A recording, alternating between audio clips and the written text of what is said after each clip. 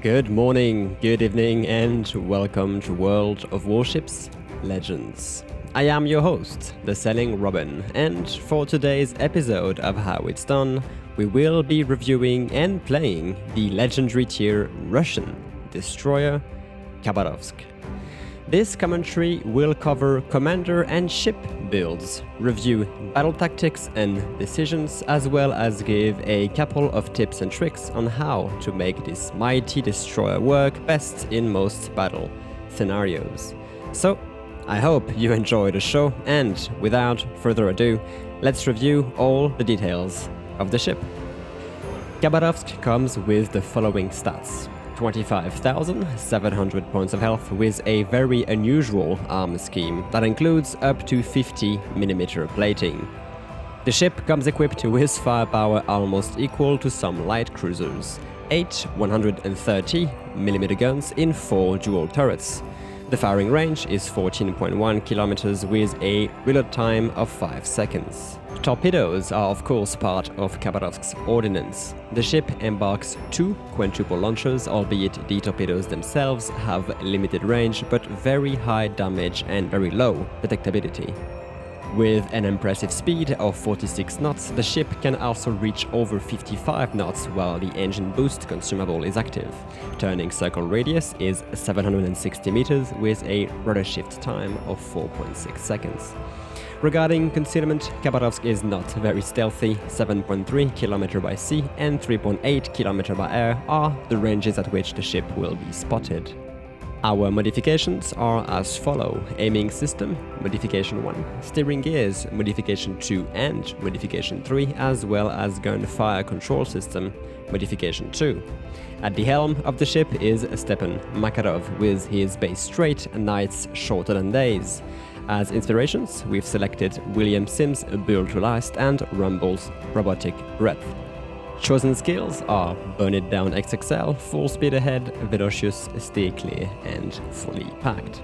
All specs aside, we now have a fiery game to review, so without further ado, let's take the Khabarovsk to battle. And here we begin, on the map North Domination Mode. We start our game in reach of Zone C, and by being the only destroyer on the flank, with the added fact that there is only one destroyer on the enemy team, we can try to play for the objective. 3 friendly battleships are bringing up the rear, so I feel confident to push in. As you can see, Khabarovsk is not your usual destroyer. The ship's strength lays on very high HP pool and excellent speed, while the gameplay focuses much more on artillery engagements due to the large amount of guns it has. Fighting in open water isn't an issue for the ship, and its great speed allows it to take advantageous positions early game. Although, even with all the above perks, Khabarovsk remains a very large and bulky target. Meanwhile, we have found ourselves pushing into the sea cap and we are dashing for cover. From there, we can not only contest the cap, but also lob some shells over on nearby targets, all the while providing intermittent spotting on the 2 enemy Yamatos ahead. Although enemy Le Fantasque is also in the area and takes a couple of opportunistic salvos before we can retorque. Bit of a misplay here, I run aground in full vision of both Japanese battleships, and Fantasque's torpedoes might even be in the water. After a quick reverse and adjustment, we are able to finish our dash for cover, unfortunately not without taking a bit of damage. But that's not the end of the world. As some of you may have noticed, we have swapped the smoke generator consumable for some charges of repair party, which Khabarovsk can equip. While we lose on the ability to set smoke screens for ourselves and teammates, we substantially gain in resilience as we are able to repair damage and remain in the fight for much longer, all the while boosting our already impressive health pool. Here we have found ourselves a spot where we can do 3 things: capture the sea zone without a real risk of being contested, hide ourselves from ships that could have a firing angle on us and still have openings to use our guns on at least one Yamato, while potentially keeping both spotted. This kind of multitasking is what I love the most about gunboat destroyers, and the Khabarovsk can really shine in that domain. Only the Iowa pushing our left side behind the large islands could be a bit of an issue if he decides to rush through, although we do have a friendly battleship present there to keep it in check. Zone C is secured, and I am alternating my salvos on each Yamatos to set some permanent fires. Khabarovsk, with its 8% fire chance, is quite good at doing just that. It seems like the enemy Iowa is not interested on pushing our left flank after all, and that leaves us able to happily sit in our spot and deal as much damage as we can. Unfortunately, the first loss of our team will be our friendly Massachusetts, that made the mistake of pushing too deep in the cap against two battleships able to overmatch its plating and a destroyer with torpedoes in the water no less. By exposing ourselves out of cover in order to maintain firing angles on the Yamatos, we become a target for the enemy Le Fantasque that decides to open fire and reveal itself. Now, given that Khabarovsk both outguns and has more health than the French destroyer, we are happily taking that fight, even if we don't have to put too much effort into it. Friendly battleship lands a devastating salvo that eases up the job, and we are able to sink Le Fantasque. This leaves the enemy team without a destroyer, and that is of course a great advantage since both of ours are still afloat if I include myself. So back to shooting Yamatos. After setting a couple of permanent fires on one of the Japanese battleships, we are going to switch to armor piercing and aim for the upper belt. The enemy Yamato is aggressively pushing in, and when this can be dangerous for us, the battleship is also coming within our torpedo range. We do expose ourselves in order to launch them, and Yamato is going to land a pretty decent hit, even though we still have 2 repair party charges up our sleeves to recover from it. Meanwhile, the return fire of our armor-piercing shells sometimes land for over 4,000 points of damage a salvo. So, if you are a destroyer player, do not hesitate to switch ammunition types on cruisers and battleships if you see a broadside. You will be surprised by the amount of damage you can dish out. Yamato is definitely running into torpedoes. 3 are enough to finish the job, and we also get the Arsonist medal after dealing substantial fire damage to it. Second ship foundered, but we still have 2 enemy battleships to deal with. While we wait for our consumables to recharge, we take a bit of a breather and reverse back into our original position in order to find a firing solution once again. This allows us to take time and assess the situation for the rest of our team.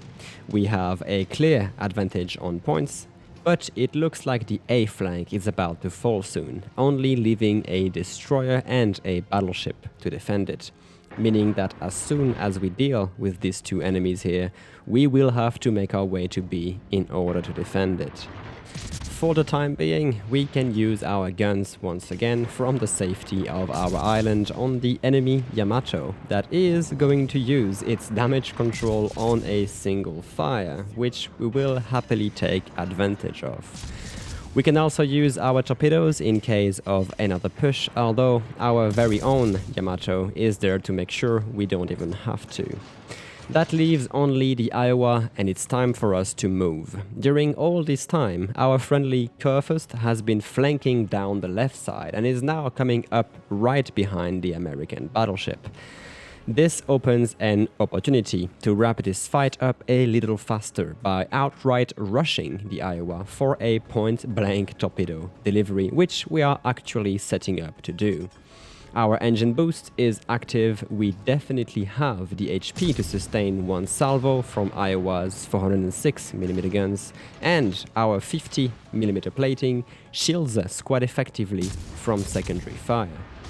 Now, such a play could be considered unnecessary, given the fact that Iowa is already at a serious disadvantage. Although our ship can take such a punishment, so why not use the occasion to rack up yet another kill if we can and save our teammates from the bother.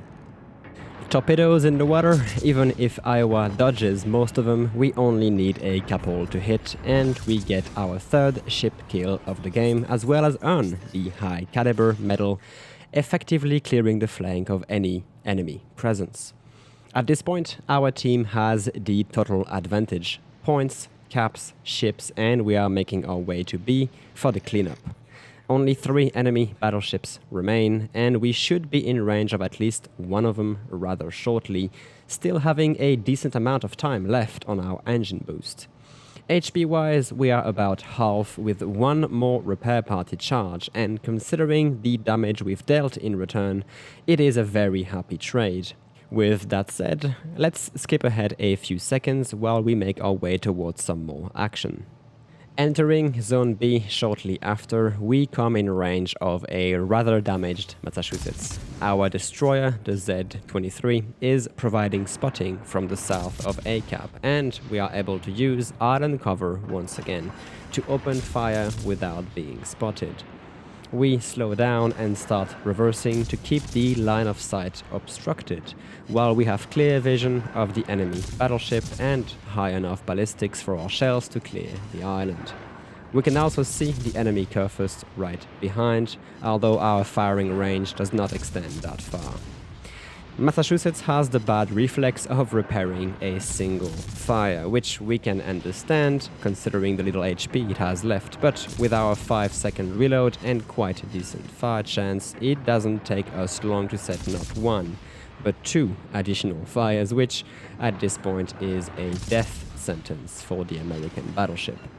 There is no need for us to shoot HE anymore, we hence switch to armor piercing for the finisher, especially considering Massachusetts is showing broadside. Our raging fires grant us the Witherer medal while we approach the 190,000 damage dealt in total, and we secure our 4th kill of the game. 2 enemy targets remain, an enemy Khabarovsk and an enemy Roma, which is going to appear right in front of us coming through the island gap. We immediately exchange fire and I launch my torpedoes in a rather wide fashion to anticipate for a turn. We do take significant amount of damage, but Khabarovsk is still able to shrug it off with our last charge of repair party. The vast majority of our torpedoes will miss, although one is going to connect on the Roma's bow, granting us both the Confederate and the Kraken Unleashed medal, as well as getting us out of a sticky situation.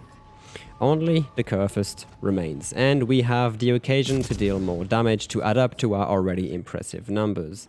We also have island cover for a while, so we are able to send our salvos from safety.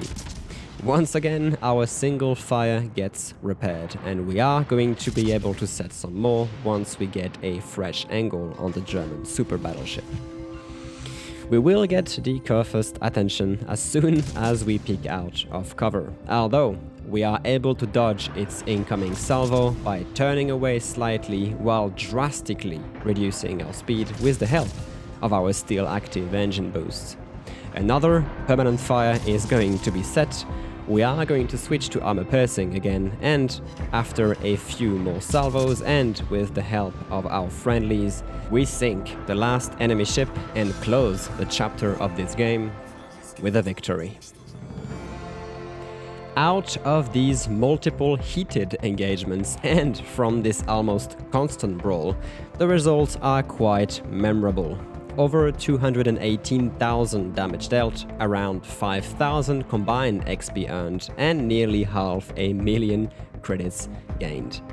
Out of 424 shells, 14 fires, 6 torpedoes and 2 floods, we achieved Confederate, Arsonist, Witherer, High Caliber and Kraken Unleashed, capturing 1 zone and sinking 6 ships in the process. Our base XP raises up to 3,300 with our Yamato, Z-23 and the vast majority of our teammates breaking the 2,000 base XP threshold.